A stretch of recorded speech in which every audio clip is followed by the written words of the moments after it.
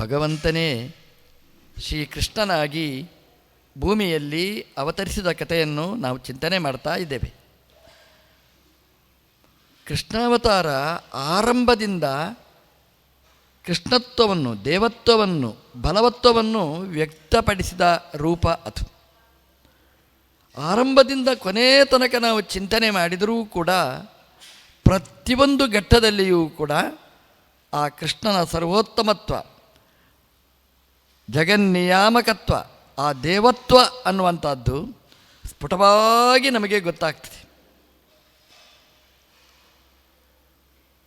ಪೂತನೆ ಅನ್ನತಕ್ಕಂತಹ ಒಬ್ಬ ರಾಕ್ಷಸಿ ಕಂಸನಿಂದ ಪ್ರೇರಿತಳಾಗಿ ಕೃಷ್ಣನ ಹತ್ರ ಬರ್ತಾಳೆ, ಹಾಲು ಉಣಿಸ್ತಾಳೆ. ಕೃಷ್ಣನನ್ನು ಕೊಲ್ಲಬೇಕು ಅಂತ ವಿಷಭರಿತವಾದ ಹಾಲನ್ನು ಹೊತ್ತು ಬಂದವಳು. ಎಷ್ಟು ಮಕ್ಕಳ ಪ್ರಾಣವನ್ನು ಹಿಂಡಿದ್ದಾಳೆ. ಎಲ್ಲ ಮಕ್ಕಳನ್ನು ಕೊಂದು ಕೊನೆಗೆ ಕೃಷ್ಣಾರ್ಪಣ ಅಂತ ದೇವರ ಹತ್ರ ಬಂದಿದ್ದಾಳೆ. ದೇವರನ್ನು ಮುಗಿಸಬೇಕು ಅಂತ ಬಂದವಳು. ಆದರೆ ದುರದೃಷ್ಟ, ಪೂತನನ್ನೇ ಸತ್ತು ಹೋದ್ಲು. ಈ ಕಥೆಯನ್ನು ಭಾಗವತ ಚೆನ್ನಾಗಿ ಹೇಳ್ತದೆ. ಪೂತನೆ ವಿಷ ಉಣಿಸಿದಳು. ಒಬ್ಬಳು ಮೇಲಕ್ಕೆ ಹೋದ್ಲು, ಒಬ್ಬಳು ಕೆಳಕ್ಕೆ ಹೋದ್ಲು ಅಂತ ಭಾಗವತ ಹೇಳುತ್ತೆ. ಕೃಷ್ಣಾವತಾರದಲ್ಲಿ ಇಂಥದ್ದು ತುಂಬ ಪ್ರಸಂಗಗಳನ್ನು ನಾವು ನೋಡಬಹುದು. ದೇವರ ಒಂದು ಕೆಲಸ ಅದು ದ್ವಂದ್ವವಾಯಿತು ಅಂತ ದಾಸರು ಹೇಳ್ತಾರೆ. ಒಂದು ಕೆಲಸ ಮಾಡಿದ್ದು ಕೃಷ್ಣ, ಆದರೆ ಫಲ ಎರಡು. ಪೂತನೆ ವಿಷ ಉಣಿಸಿದ್ದು. ಒಬ್ಬಳು ಮೇಲಕ್ಕೆ ಹೋದ್ಲು, ಒಬ್ಬಳು ಕೆಳಕ್ಕೆ ಹೋದ್ಲು ಅಂತ. ಮೇಲಕ್ಕೆ ಹೋದ್ಲು ಅಂದರೆ ಸ್ವರ್ಗಕ್ಕೆ ಹೋದ್ಲು, ಒಬ್ಬಳು ಕೆಳಕ್ಕೆ ಹೋದ್ಲು. ಹಾಲು ಉಣಿಸಿದವಳು ಒಬ್ಬಳು, ವಿಷ ಉಣಿಸಿದವಳು ಒಬ್ಬಳು. ಆದರೆ ಒಬ್ಬಳು ಮೇಲೆ, ಒಬ್ಬಳು ಕೆಳಗೆ ಅಂತ ಹೇಳ್ತಾರೆ. ಇದೇನಿದು? ಪೂತನೆಯಲ್ಲಿ ಎರಡು ಜೀವ ಇತ್ತು. ಒಬ್ಬಳು ತಾಟಕೆ, ರಾಮಾವತಾರದಲ್ಲಿ ರಾಮದೇವರಿಂದ ವಿಶ್ವಾಮಿತ್ರನ ಪ್ರೇರಣೆಗೆ ಒಳಗಾಗಿ ರಾಮದೇವರ ಬಾಣದಿಂದ ಹತಳಾದ ತಾಟಕೆ ಒಬ್ಬಳು. ಮೊದಲು ಬರ್ತಾಳೆ ಕೃಷ್ಣನ ಹತ್ರ ಅವಳು. ಈ ಸಲ ಬರುವಾಗ ಇನ್ನೊಬ್ಬಳನ್ನು ಕರ್ಕೊಂಡು ಬಂದಿದ್ದಾಳೆ.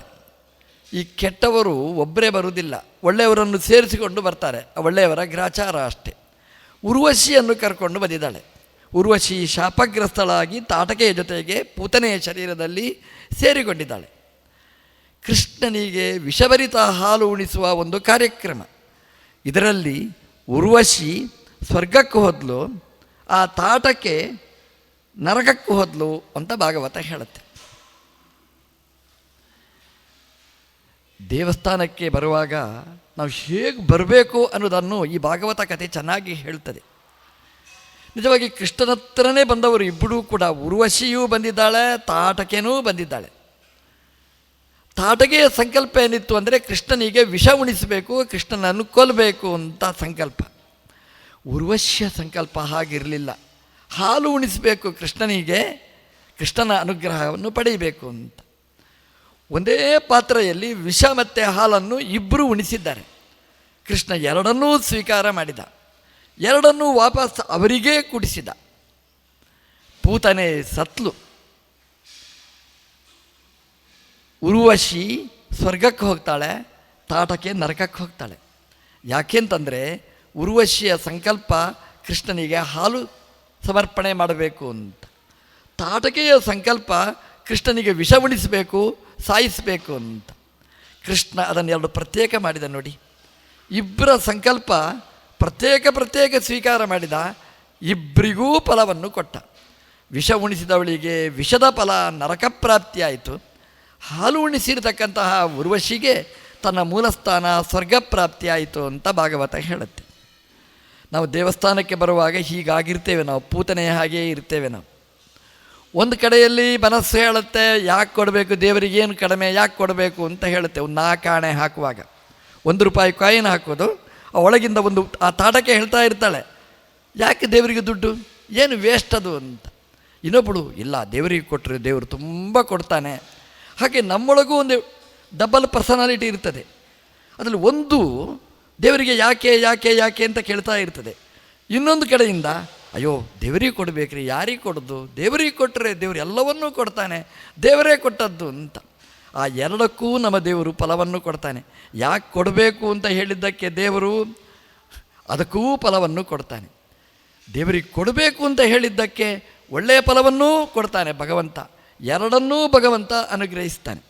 ನಮ್ಮ ಮನೆಯಲ್ಲಿ ಕಳ್ಳತನವೂ ಆಗ್ತದೆ, ನಮಗೆ ದುಡ್ಡೂ ಬರ್ತದೆ. ಕಳ್ಳತನ ಯಾಕಾಯಿತು ಅಂತಂದರೆ ದೇವರಿಗೆ ಯಾಕೆ ಬೇಕು ಅಂತ ನಾವು ಕೇಳ್ತೇವಲ್ಲ. ಹಾಗಾಗಿ ಕಳ್ಳತನನೋ ಟ್ಯಾಕ್ಸೋ ಏನೋ ಬಲಾತ್ಕಾರವಾಗಿ ಹಿಡ್ಕೊಂಡು ಹೋಗುವುದು ಅಥವಾ ಸಾಲ ಕೊಟ್ಟದ್ದು ವಾಪಸ್ ಬರದೇ ಇರುವುದು. ದೇವರೇ ನಿನಗೆ ಕಾಣಿಕೆ ಹಾಕಿದ್ದೇನೆ, ಯಾಕೆ ಹೀಗೆ ಮಾಡಿದ್ದಿ ಅಂತಂದರೆ ನೀನು ಕೊಡುವಾಗ ಮೀನಾಮೇಷ ಮಾಡಿದ್ಯಲ್ವ, ಕೊಡಬೇಕಾ ದೇವರಿಗೆ ಅಂತ ಹೇಳಿದ್ಯಲ್ಲ, ಅದಕ್ಕಿದು ಶಿಕ್ಷೆ. ನೀನು ಹಾಕಿದ್ಯಲ್ವ, ಅದಕ್ಕೆ ಬೋನಸ್ಸು ಅದೆಲ್ಲ ನಿನಗೆ ಬಂತು ಅಂತ. ನಮ್ಮ ಜೀವನದಲ್ಲಿ ಇದನ್ನು ನಾವು ನೆನಪಿಟ್ಟುಕೊಳ್ಬೇಕಾದ್ದು. ಯಾರಿಗಾದರೂ ಕೊಡುವಾಗ ಆ ದ್ವಂದ್ವ ನಮ್ಮಲ್ಲಿ ಬರಬಾರದು. ಕೊಡಬೇಕಾ ಬೇಡವಾ ಅಂತ ಪೂತನೆ ನಾವು ಆಗಬಾರದು ಅನ್ನುವ ಚಿಂತನೆಯನ್ನು ಶ್ರೀಮದ್ ಭಾಗವತ ನಮಗೆ ಕಲಿಸಿಕೊಟ್ಟಿದೆ. 4ನೇ ತಿಂಗಳು ಕೃಷ್ಣನ ಜನ್ಮನಕ್ಷತ್ರ, ಭಾರೀ ಹಬ್ಬ ಆಚರಣೆ ಮಾಡಿದ್ದಾರೆ. ಕೃಷ್ಣನನ್ನು ಒಂದು ಬಂಡಿಯ ಕೆಳಭಾಗದಲ್ಲಿ ಕೂಡಿಸಿ ಒಳಗಿನಿಂದ ಭಾರೀ ಸಂಭ್ರಮ.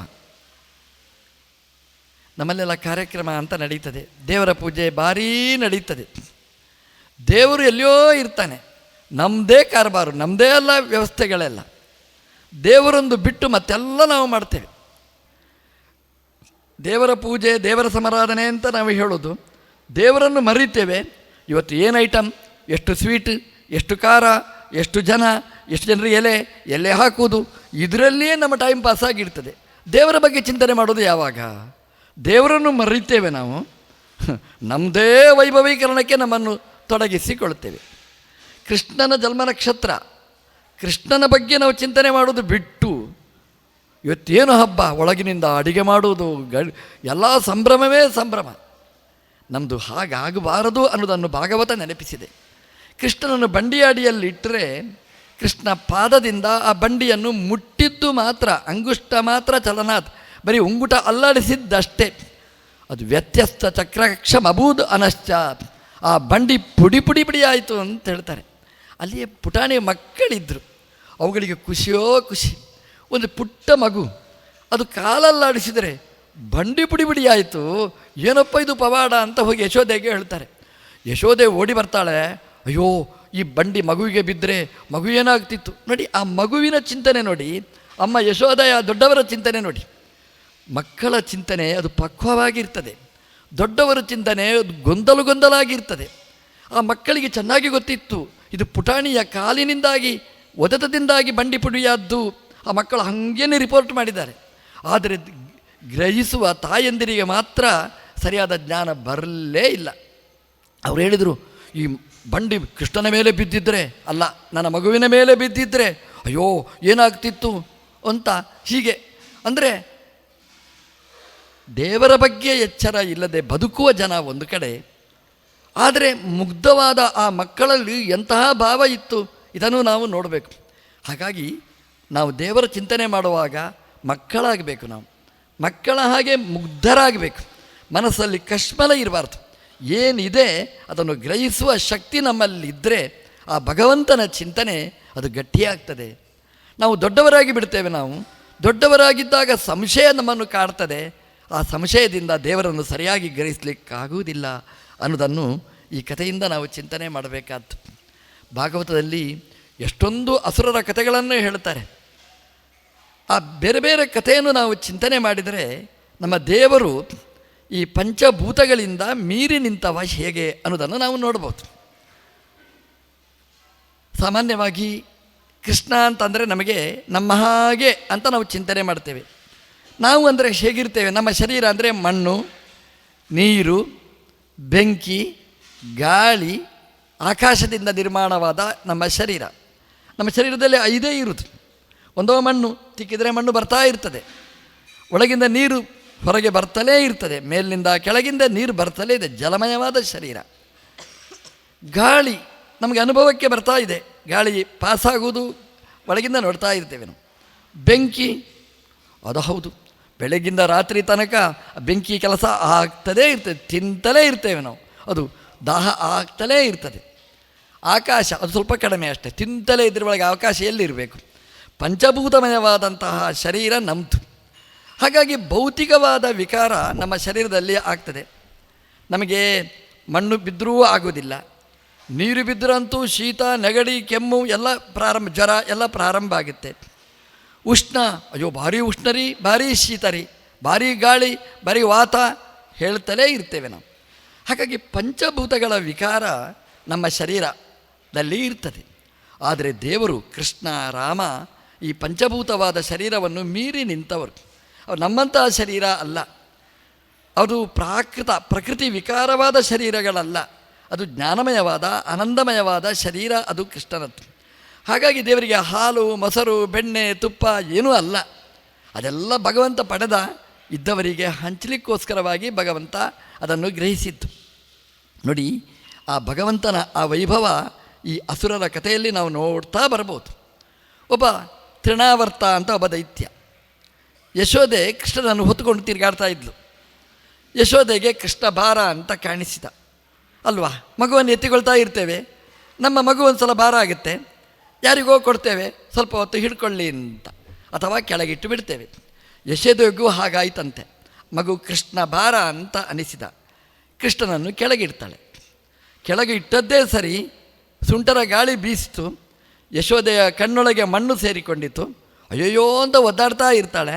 ಆ ಸುಂಟರ ಗಾಳಿ ಅದು ಕೃಷ್ಣನನ್ನು ಹೊತ್ತುಕೊಂಡು ಆಕಾಶಕ್ಕೆ ಹೋಯಿತು. ನೀವು ಕೇಳ್ತೀರಿ, ಅಯ್ಯೋ ದೇವರನ್ನು ಹೊತ್ಕೊಂಡು ಹೋಯ್ತು ಆ ಗಾಳಿ ಅಂತ. ದೇವರು ಆ ಗಾಳಿಗೆ ಸಪೋರ್ಟ್ ಮಾಡಿದಂತೆ. ಅದು ಗಾಳಿ ಅಲ್ಲ, ಒಬ್ಬ ದೈತ್ಯ ಆ ಗಾಳಿಯಲ್ಲಿ ಸೇರಿಕೊಂಡಿದ್ದಾನೆ, ತೃಣಾವರ್ತ. ದೈತ್ಯರಿಗೆ ಆ ಶಕ್ತಿ ಇದೆ, ಪಂಚಭೂತದಲ್ಲಿ ಎಲ್ಲಿ ಬೇಕಾದರೂ ಸೇರ್ತಾರೆ, ಕಾಣದಿದ್ದ ಗಾತ್ರದಲ್ಲಿ ನಮಗೆ ಪೀಡೆ ಕೊಡ್ತಾರೆ.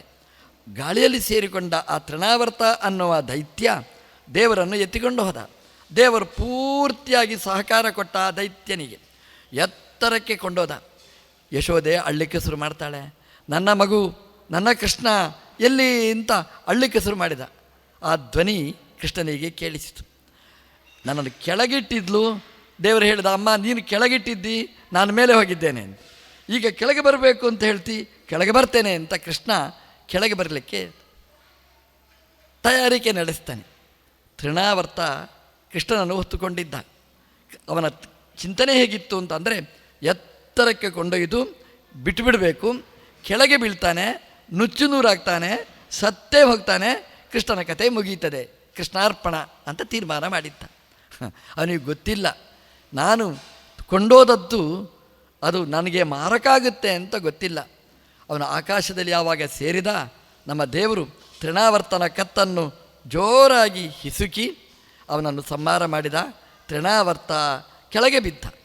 ಈ ದೈತ್ಯರ ಕ್ರಮ ಹೇಗೆ ಅಂತಂದರೆ, ಸಾಯುವ ಕಾಲಕ್ಕೆ ತನ್ನ ಶರೀರವನ್ನು ಧಾರಣೆ ಮಾಡಿ ಸಾಯ್ತಾರೆ. ಮಾರೀಚ, ಯಾರು ಬೇಕಾದರೂ ಆ ಕಥೆಯನ್ನು ನೋಡಿ. ಆ ಅವಸಾನದ ಕಾಲದಲ್ಲಿ ಅವರ ತನ್ನ ಶರೀರವನ್ನು ಅವರು ಸ್ವೀಕಾರ ಮಾಡ್ತಾರೆ. ತೃಣಾವರ್ತ ಶರೀರವನ್ನು ಸ್ವೀಕಾರ ಮಾಡಿದ, ಕೆಳಗೆ ಬಿದ್ದ, ಅವನ ತಲೆ ಎಲ್ಲ ಪುಡಿ ಪುಡಿ ಪುಡಿ ಆಯಿತು. ಯಶೋದೆ ಹೇಳ್ತಾಳೆ, ಅಯ್ಯೋ ನನ್ನ ಮಗು, ಅಯ್ಯೋ ಏನಾಗ್ತಿತ್ತು, ದೇವರು ರಕ್ಷಣೆ ಮಾಡಿದ, ದೇವರು ದೊಡ್ಡವ, ಕೃಷ್ಣನೇ ಒಂದು ದೇವರು, ಅವನಿಗಿನ್ನು ಯಾರು ದೇವರು. ಅದನ್ನು ಹೊತ್ತುಕೊಂಡು ಕೃಷ್ಣನಿಗೆಲ್ಲ ಮಂತ್ರ ಜಪ ಪೂಜೆ ಎಲ್ಲ ಮಾಡ್ತಾಳೆ. ತೃಣಾವರ್ತ ತಲೆ ಪುಡಿ ಪುಡಿ ಆಯಿತು, ಕಾಲು ಪುಡಿ ಪುಡಿ ಆಯಿತು, ಯಾಕೆ ಹೀಗಾಯಿತು ಅಂತ ಭಾಗವತ ಹೇಳುತ್ತೆ. ಅದು ತೃಣಾವರ್ತ ಮಾಡಿದ ಪಾಪಕ್ಕೆ ದೇವರು ಕೊಟ್ಟ ಶಿಕ್ಷೆ ಅಂತ. ಎಷ್ಟು ಜನರ ತಲೆ ಒಡೆದಿದ್ದ, ಕೃಷ್ಣನನ್ನೇ ಕೆಳಗೆ ಬೀಳಿಸಿ ಕೃಷ್ಣನನ್ನು ಪುಡಿ ಪುಡಿ ಮಾಡಬೇಕು ಅಂತ ಅವನ ತಲೆಯಲ್ಲಿತ್ತು. ಅವನ ತಲೆಯನ್ನೇ ನಮ್ಮ ದೇವರು ಪುಡಿ ಪುಡಿ ಮಾಡಿದ. ನಮ್ಮ ತಲೆಯಲ್ಲಿ ಕೆಟ್ಟ ವಿಚಾರ ಇದ್ದರೆ, ಇನ್ನೊಬ್ಬರನ್ನು ಹಾಳು ಮಾಡಬೇಕು ಅನ್ನುವ ಚಿಂತನೆ ನಮ್ಮ ತಲೆಯಲ್ಲಿದ್ದರೆ, ನಮ್ಮ ತಲೆಯನ್ನೂ ನಮ್ಮ ದೇವರು ಹೀಗೆ ಆಕ್ಸಿಡೆಂಟೋ ಜಾರಿ ಬೀಳೋದೋ ಹೀಗೆ ಮಾಡಿ ತಲೆ ಒಡೆಸ್ತಾನೆ. ಹಾಗಾಗಿ ಇನ್ನೊಬ್ಬರ ಬಗ್ಗೆ ಕೆಟ್ಟದನ್ನು ಚಿಂತನೆ ಮಾಡಲಿಕ್ಕೆ ಹೋಗಬಾರದು ಅನ್ನೋದನ್ನು ತೃಣಾವರ್ತನ ಕಥೆಯಿಂದ ನಾವು ಚಿಂತನೆ ಮಾಡಬೇಕಾದ್ದು. ಅದರೊಟ್ಟಿಗೆ ನಾವು ಗಮನಿಸಬೇಕಾದ್ದು, ಯಶೋದೆ ಕೃಷ್ಣನನ್ನು ಕೆಳಗಿಟ್ಲು, ನಮ್ಮ ದೇವರು ಯಶೋದೆಯಿಂದ ದೂರ ಆದ. ಭಾಗವತ ಹೇಳುತ್ತೆ, ನಮಗೆ ಯಾವುದು ಭಾರ ಆದರೂ ದೇವರು ನಮ್ಮ ಜೀವನದಲ್ಲಿ ಭಾರ ಆಗಬಾರದು.